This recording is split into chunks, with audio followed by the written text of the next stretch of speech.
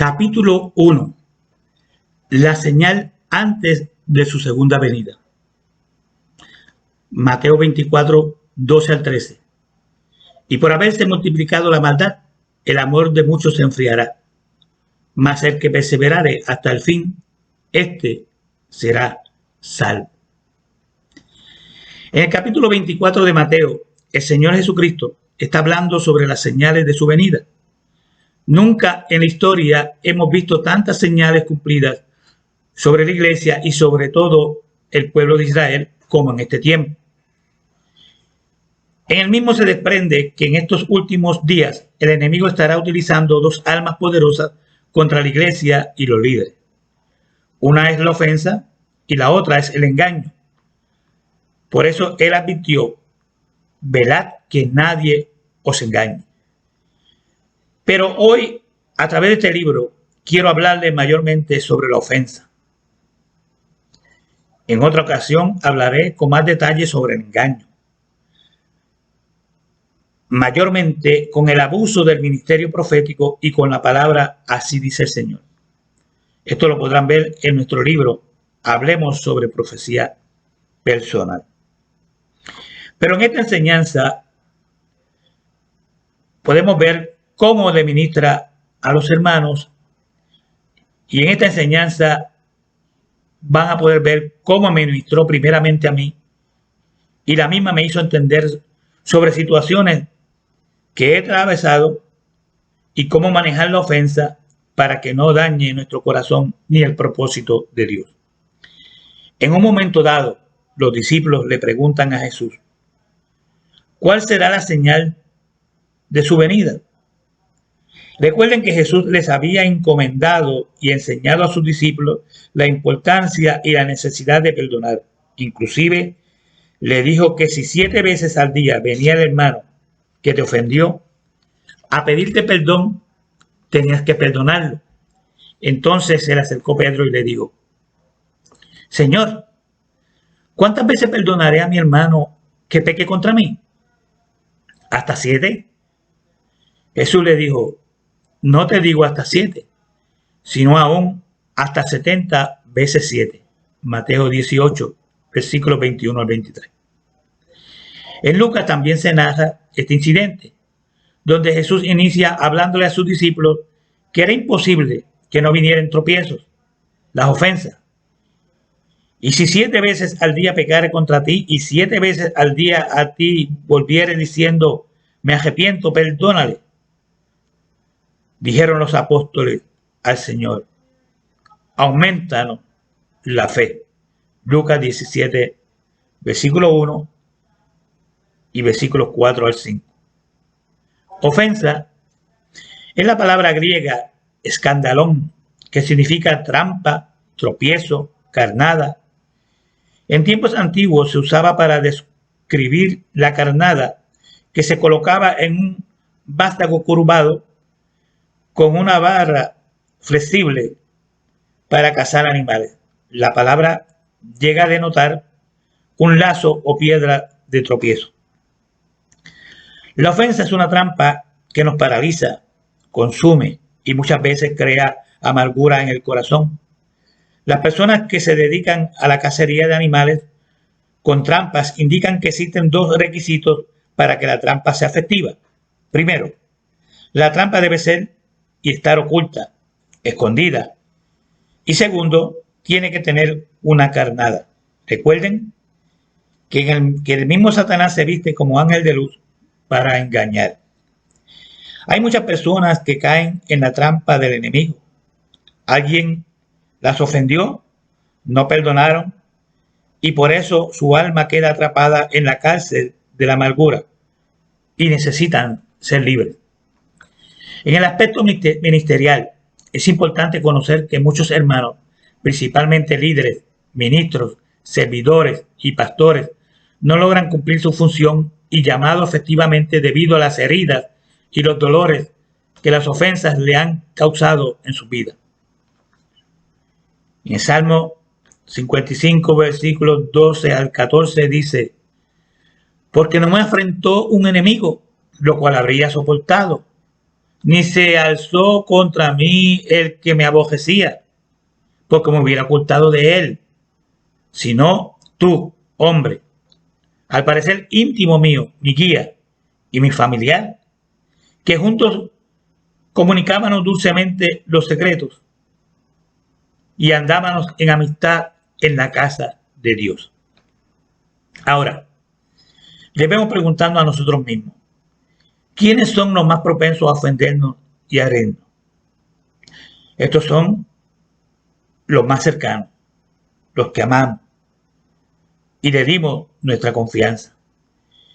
Estos son los que más ofensa nos causan. Un hermano o padre espiritual, un líder espiritual que está sobre nosotros. En el versículo 1 de Lucas 17 que mencioné, vemos que la palabra griega que traduce tropiezo, trampa, se deriva de la palabra escandalón, y la misma se refiere a la parte de la trampa donde se coloca la carnada. Por esto es que la ofensa es una herramienta del diablo para llevar prisioneros a los hermanos, y mayormente líderes de la iglesia. Veamos que existen dos tipos de categorías de hermanos ofendidos. Primero, los que han sido tratados injustamente, y segundo, quienes creen que los han tratado injustamente.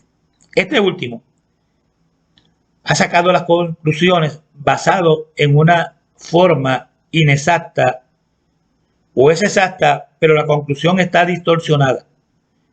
Pero en cualquiera de los dos casos, la persona que está herida y el orgullo impide que admita la verdadera situación. El orgullo cubre lo que siente el corazón e impide que enfrentemos la verdad. El orgullo distorsiona la visión y endurece el corazón, y también hace que nos convirtamos en víctimas.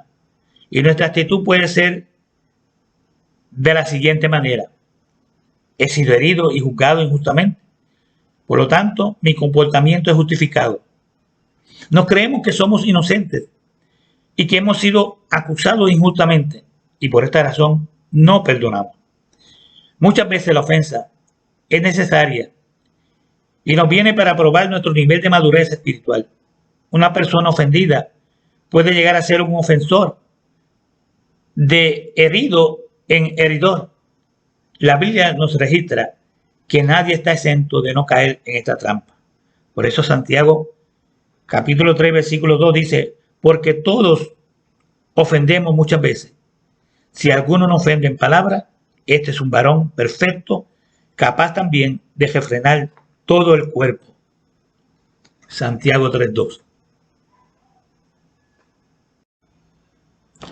Capítulo 2. El amor de muchos se enfriará. Como vimos en el capítulo 24 de Mateo, Jesús nos dijo: por haberse multiplicado la maldad, el amor de muchos se enfriará. La palabra griega para amor en este versículo es la palabra ágape. Como ustedes saben, en el Nuevo Testamento se usan mayormente las palabras griegas filos y ágape para producir amor. Veamos ambas definiciones. La palabra filos se refiere a un amor afectuoso y condicional. Por ejemplo, tú me haces un favor, yo te lo devuelvo. Tú me haces bien y yo te hago bien. La palabra ágape es el amor de Dios que derrama en los corazones de sus hijos. Este es un amor gratuito e incondicional. No está basado en nuestras acciones y ni siquiera si recibimos algo a cambio.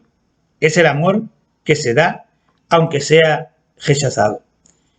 El Señor nos entiende porque Él también fue herido. Fue parte del plan de redención de Dios que Jesús fuese herido y rechazado por aquellos a quienes vino a salvar. Juan 1:1 dice: a lo suyo vino y los suyos no lo recibieron. Para desarrollar este amor de Dios tenemos que desarrollar fe en esta ley espiritual. Por eso los discípulos dijeron: aumentanos la fe.